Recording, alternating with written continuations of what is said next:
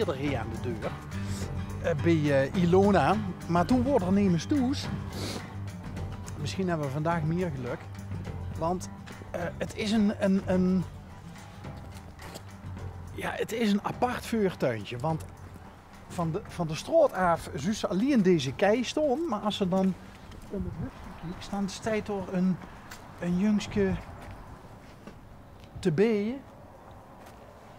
Of zo gaat. En daarachter staat ook nog, als ze even het uitertje kijkt, match, staat er ook nog een beeld.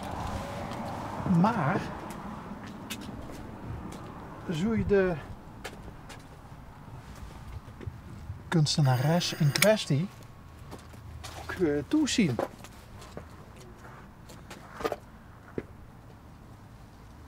Of is ze op dit moment een rondje in mijn deur aan het vliegen?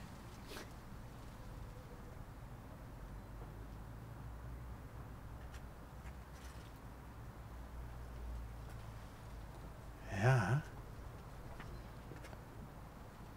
Of dit wordt weer zo'n typisch driemans scheepsrecht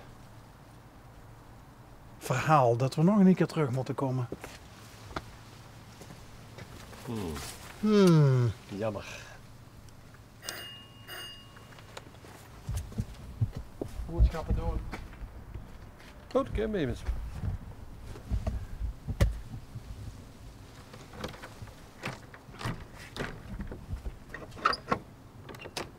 Eén goede dag. Een goede dag. Eén goede dag. Bent u Ilona? Ik ben Ilona alleen dan. Oh, en binnen hangt nog zo'n prachtig schilderij. Ja, dat is mijn beroep, mijn verslaving, mijn alles. Als ik dat niet meer heb, hoeft het niet meer. Praten we Nederlands of Limburgs? Ja, ik versta heel goed Limburgs, maar ik durf niet Limburgs te praten, want ik heb overal gewoond, dus ik heb overal andere woorden opgenomen, andere woorden. U voelt zich niet comfortabel bij... Nee, ik zeg wel eens af en toe, met een gekke slaag, maar dan houdt het ook op, hè. Vindt u het goed, Ilona, als ik Limburgs tegen dich praat? Helemaal prima. We zijn al eens een keer bij dich aan de deur geweest. Echt waar? Ja, toen was ze niet toes. Dat zou kunnen. En nou ja, de trigger was natuurlijk de engel. Ja. Heeft ze ook een naam verder? Of besticht het? Nou ja, het is gewoon mijn idee van hoe een engel eruit ziet. Nou, goed gelukt. Ja. Al mijn engelen zijn goed gelukt, want ik heb gewoon een boontje voor engelen. Ik vind engelen gewoon nodig. Nodig? Ja, in deze tijd vind ik engelen nodig. Maar heeft ze altijd al iets met engelen gehad? De laatste tijd veel meer dan vroeger. Vroeger had ik daar maar geen tijd voor, want dan moest. En nu kom ik zo'n beetje tot rust. En nu neem ik mij overal de tijd voor. En dan komen allemaal engelen bij mij. En dan ga ik naar mijn atelier. En dan komt er vanzelf een engel. Ik vind het enorm boeiend wat ze nou is, Ja, Ilona. want we hebben nog niet zo lang geleden, hebben we immers in de uitzending gehad. En die had je ook iets heel bijzonders. Met engelen. Maar wat is dit voor een uitzending? Kent ze het programma niet, toevallig? Kijk ze wel eens naar L1? Oh jawel. Ongeveer. Oh ja. Ja. Ik zal het nog even heel snel uitleggen. We rijden altijd kriskras door de provincie op zoek naar bepaalde triggers. Ja. Nou, dit was absoluut een trigger. Maar wat ook een trigger was, en dan zal ze dat ongetwijfeld bewust gedaan hebben, als ze op een straat steeds, dan zien ze die grote rots door, dat rotsblok. Maar dan zien ze niet het jongske wat erachter staat. Dat heeft ze bewust gedaan, denk ik, of niet? Ja, maar ik ben toen met Millennium ben ik uitgekozen van Limburg, provincie Limburg, over kunst. En daar waren 101 deelnemers en daar was ik er eentje van. En dan moest je dus verbeelden van hoe dat was in de overgang van de tijd. Dat had dus met de tijd te maken. En toen heb ik 3 zuilen gemaakt, die hebben achter de Rattentoren gestaan. 1 van glas, die dikke steen daar. En een blik met een ding met allemaal blikjes erin. Die heb ik uit de Maas gekregen. En die blikjes heb ik uit IJsland laten komen, halffabrikaten. In zo'n ijzeren frame.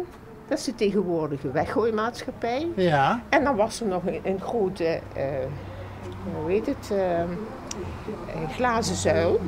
En die glazen zuil die zei, dat is de toekomst, daar weet je niks van. Dus dat was mijn idee van tijd.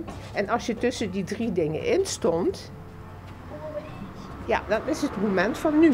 Nu leef je, niet vroeger, niet in de toekomst, maar nu leef je. Dus dat was het. Maar er staat nog maar 1 van de 3 zuilen. Ja. Waar zijn die andere 2 gebleven? Met die blikjes, die vond mijn man heel erg eng, want die blikjes waren heel erg mooi toen ze nieuw waren. Waren alle blikjes, nou, noem het maar op. Van cola en van over de hele wereld heen. En dan waren die helemaal bont, maar die gingen dus op het ogenblik die roesten. Ja, Ja, ik vond het heel erg mooi, want dat frame wat er omheen zat was dat ook is aan ook het roesten. tijd. Hè? Ja, maar mijn man vond het eng. Die zei dadelijk roest het door of er komen er kinderen die dus daar zich aan snijden of zo. Want ja, dat is allemaal jeugd in de omgeving. Dus die heeft het omgegooid. Die heeft het weggedaan. Oh, wat jammer. Ja, dat vind ik zelf ook. Want er zijn een heleboel mensen die langskomen en zeggen van... Hé, waar zijn ze gebleven? Ja, en die glazen zuil, die vond hij toch ook wel dan eigenlijk wel handig om te gebruiken voor dingetjes aan huis. Erg, hè? Nou, ja... Het is allemaal heel goed bedoeld. Het is ook niet dat ik mijn man afkraak of zo, want ik vond het goed. Dus ik heb nou ook niks te zeggen. precies. Maar daarom staat er dus nog maar die ene steen, hè? En die daar binnen, Ja. dat is ook... Is dat... Nou ja, daar herken ik niet direct een engel in, maar wel een hele mooie vrouw. Ja. Met de appel. En een serpent. Ja. Is dat een giftige appel? Voor sommigen wel. Nee, maar dat is dus eigenlijk uit de mythologie is dat gehaald. Van de goden, die hadden een hele mooie dochter.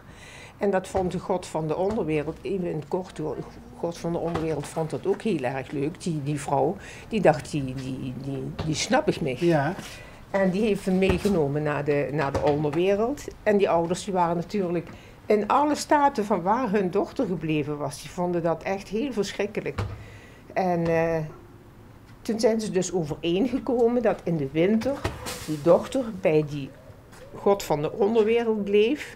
En als het de zomer wordt, dan komt ze weer bij haar ouders. En dan heeft ze dus die bloemen in haar en dan gaat weer alles bloeien. Dus het is eigenlijk... van alle tijden, de winter en de zomer en de getijden. Dat is het. En die van de onderwereld, die Hades, dat is die slang. Ja. Want daar heb ik heel erg ontzag, die vind ik ontzettend eng. Ja, en die appel betekent dus bloeien, zeg maar... ja, alles wat met bloei en groei te maken heeft. Dat is eigenlijk daar het zinnebeeld van.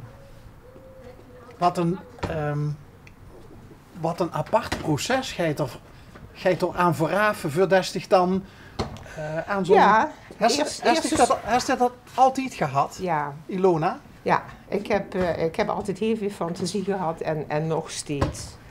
En die Griekse mythologie, of überhaupt de mythologie van vroeger, dat staat voor heel veel fantasieën voor mij. Want dat is dus... wat dus eigenlijk de trigger is om iets te maken. En dan begin ik ergens aan en dan gaat het met. Komt er dit dan uit? Wat zijn die vroegste herinneringen aan dat soort denkprocessen bij dich? Als het terugje is door die jeugd? Naar mijn jeugd? Moet ik even denken. Het is eigenlijk voor mij altijd vanzelfsprekend geweest. Maar ja, ik had altijd iets met sprookjes en met toneelspelen en dat soort dingen. Had ze dat van pap of mam? Van alle twee niet, denk ik. Oh. Nee, ik denk nee. Nee. Nee, het zal niet zijn. En als we dan naar de mythologie gaan Ja, en we stellen dicht dan misschien voor in een vorig leven, ja. of geloof ze er niet in? En in de mythologie, dat zijn verhalen. Hè? Ja, dat weet ik. is Maar dat ze misschien in een vorig leven ook een kunstzinnig iemand is geweest. Dat moet wel haast. Dat hè. dat door vanaf kunt misschien. Dat moet wel haast. Ja. Ja, je moet het ergens vandaan krijgen. Ik weet eigenlijk wel waar het vandaan komt. Nou, Ja, ik had de moeder van mijn vader. Die is heel vroeg gestorven en niemand wist van het hoe en wat. Er waren geen foto's meer, er waren alleen dus 3 kinderen overgebleven. Maar van die oma wist niemand dat. En ik heb daar gewoon een gevoel bij gehad van... Zij moet dat geweest zijn waar ik het vandaan heb. Dat kan niet anders. En toen was ik zo geobsedeerd door haar, toen heb ik een schilderij van haar gemaakt.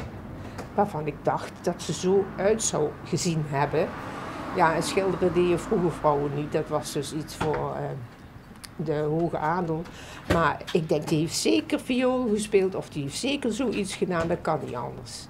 En toen heb ik na heel veel omvragingen en is er dus een foto van haar terechtgekomen. En ik zal je zeggen, die foto en dat schilderij, dat is gewoon. Dat doe ik ook nooit weg, dat schilderij, want dat is wel heel bijzonder. en de foto heeft ze ook nog. De foto heb ik nog. En het schilderij uiteraard ook. Hè. Ja, kijk, en dan ga je aan engelen geloven. Hè.